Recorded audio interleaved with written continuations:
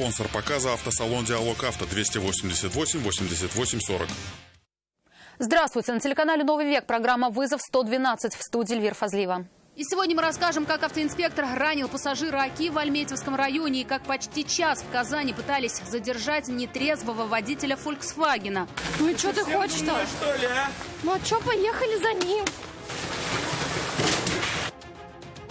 Покажем, как за считанные минуты в Казани сгорела фура с тоннами сгущенного молока. Что-то горит конкретно. А также, как 6 мужчин предлагали нижнекамцам любовь за деньги. Кидали людей под предлогом интимных услуг. И сколько платили клиенты в надежде получить обещанное. Это и не только. Прямо сейчас. 18-летний молодой человек был ранен автоинспектором во время погони. Сильно тонированный автомобиль АК сотрудники ГИБДД заметили в деревне Старая Михайловка в Альметьевском районе. На требование об остановке водитель отреагировал попыткой скрыться. Полицейские предупредили, что откроют огонь, но эффекта это не произвело. В результате нескольких выстрелов по машине одна из пуль попала в пассажира. У него перелом таза. За рулем был 17-летний водитель, он задержан. ГИБДД пояснили, что инспекторы действовали в строгом соответствии с законом. По данному факту Следственный комитет проводит проверку. А в Казани около часа нетрезвый водитель «Фольксвагена Гольф» пытался скрыться от автоинспекторов и очевидцев аварии, которую он устроил. За ним гнались по всему городу. Подробности знает Нафиса Минязова. 3 патрульки гоняются там. Тачка. Бегут они за ней. Очевидцев погони много. Он скрывался от преследования по всему городу около часа. Он вылетел навстречку на большой скорости. Весь вот так вот.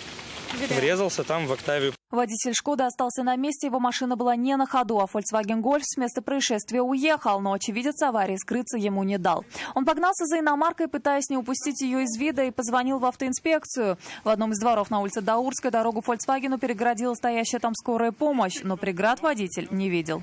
Ну и что ты хочешь-то? Что ли, а? Ну а что, поехали за ним?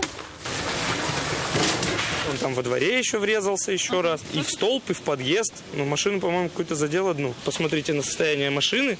Вот он вот на этом весь город проехал, час он катался. Около часа он гонялся с водителем «Фольксвагена». Остановить машину на проспекте Имашева смогли автоинспекторы. Идите пожалуйста. Тогда успокойте себя, пожалуйста. Вскоре стало ясно, почему он пытался скрыться. Состояние опьянения было заметно невооруженным взглядом, но от медицинского освидетельствования 39-летний мужчина отказался. К тому же ездил он без прав. До этого лишались?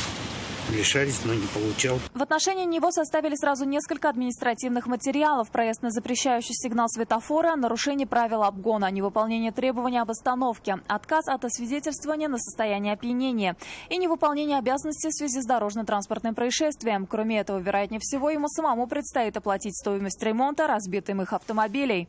Нафиса Минязова, Константин Бушуев, «Вызов 112». 47-летний водитель автомобиля Kia скончался в результате столкновения с Toyota Land Cruiser. Трагедия произошла в Высокогорском районе около деревни Ильино. По предварительным данным, водитель внедорожника на высокой скорости выехал на встречную полосу и протаранил легковушку, водитель которой скончался на месте. Его 9-летнюю дочь и супругу госпитализировали. Предполагаемый виновник аварии не пострадал. Желание водителя «Лады» 14-й модели развернуться в неположенном месте стало причиной крупной аварии на пересечении улиц Марселя Салимжанова и Туфана Миннулина. Отечественную машину протаранил встречный Volkswagen Polo, а затем предполагаемого виновника отбросило на Hyundai Sonata. В столкновении никто не пострадал. Део Некси и «Лада» 15-й модели столкнулись на перекрестке проспекта Победы и улицы Минская. Водитель отечественной машины, решив развернуться там, где делать это правила запрещают, и не убедившись в безопасности такого маневра, протаранил иномарку. В результате аварии, к счастью, никто не пострадал. Водитель «Лады» признал, что виноват в аварии сам. Фура с продуктами сгорела на территории торгового центра на улице Мулланура-Вахитова. По словам очевидцев, сперва вспыхнула кабина грузовика, и почти тут же пламя поглотило и саму фуру. Машину еще успели разгрузить. Там были тонны сгущенного молока. С места происшествия репортаж Юлии Гоголевой. Что-то горит конкретно. Клубы черного дыма были видны практически со всех районов Казани. Те, кто был рядом, снимали пожар на мобильные телефоны. Что, ужас?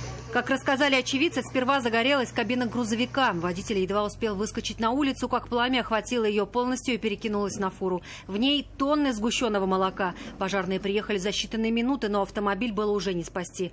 Около 15 минут огнеборцам понадобилось, чтобы справиться с пламенем. К тому времени огонь распространился на 30 квадратных метров. От машины практически ничего не осталось. На торговый центр, у которого и был припаркован грузовик, пламя не перекинулось. Эвакуация сотрудников и посетителей не потребовалась. Юлия Гоглева, Нафиса Минязова, Константин Бушуев. Вызов 112.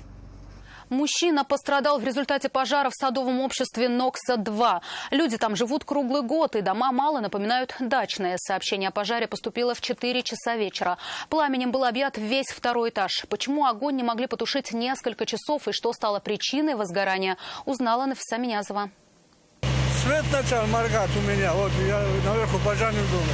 Электрику звонил. Охранник садового товарищества заподозрил неладное, когда в его будке стал мигать свет. Обзвонив соседей, он узнал, что проблема не только у него. И только выйдя на улицу, увидел, что полыхает мансарда одного из домов. Почуяв запах гари, все жители этого дома выбрались самостоятельно. Однако хозяин помещения стал чувствовать себя плохо, и его с подозрением на отравление продуктами горения госпитализировали в 7-ю городскую больницу. Остальные жители дома, к счастью, не пострадали. Пожарным понадобилось более 3 часов, чтобы справиться с пламенем. Сложность тушения была в том, что дом стоял на возвышенности, и добраться к нему было тяжело.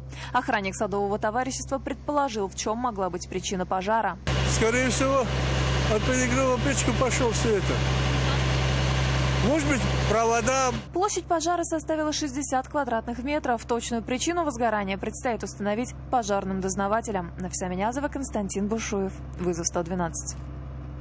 4 мужчин и 2 несовершеннолетних подростков решили заработать на слабостях мужской половины Нижнекамска. Заработать незаконно. Они от имени девушек предлагали всем желающим любовь за деньги. Плату брали и пропадали. Как установили полицейские, таким образом подозреваемые обманули как минимум 16 человек. Причем один из мужчин лишился больше 100 тысяч рублей, так и не получив желаемого. Обо всем по порядку. Алия Хайруддинова. Кидали людей. Угу. Каким предлогом? Под предлогом интимных-услуг.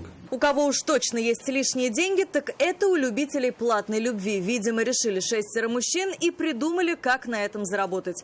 Оказывается, никаких услуг, тем более сами они не планировали, только предлагать и брать предоплату. Объявления от лица нижнекамских жриц платной любви размещали в интернете и ловили клиентов на живца. К стоимости услуг дам, озвученных звонившим, прибавляли стоимость страховки и такси, после чего просили предоплату. Уверяли, без нее представительницы древнейшей профессии клиентам не выезжают. Не дождавшись дам, мужчины звонили снова, но телефоны оказывались недоступны. В ряде случаев аферистам удавалось выманить у нижнекамцев большие суммы, вводя их жертв в заблуждение. Уверяли, что транзакция была отменена.